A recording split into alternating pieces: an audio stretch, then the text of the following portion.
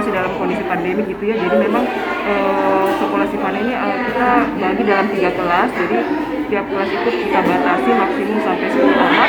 Tapi sejauh ini yang paling banyak muridnya itu di kelas Mekar ada 7 anak.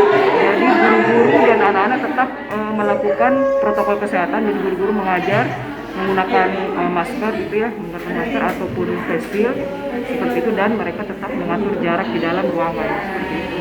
Empatinya saling merangkul dan tidak mengejek anak-anak yang masih membutuhkan bantuan atau misalnya masih belum bisa berkomunikasi, mereka saling merangkul.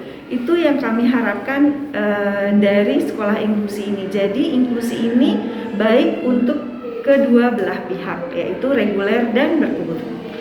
Tentunya apa yang saya lihat di rumah dan kesehariannya memang sangat pesat. Jadi cukup sangat signifikan lah perkembangan yang saya rasa sebagai orang tua. Siap. Di operasi apa Pak kalau boleh tahu? Kalau anak saya kan memang didiagnosis itu kehilangan pendengaran ya, loss hearing.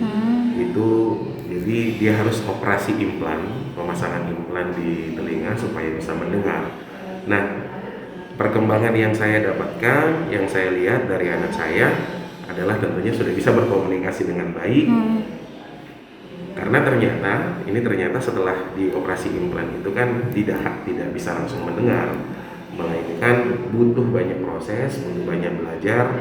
Jadi katanya seperti anak bayi yang baru lahir. Nah, jadi pasca 5 bulan setelah operasi, tentunya saya mendapati anak ini sudah bisa berkomunikasi dengan baik, sudah bisa mendengar dengan baik.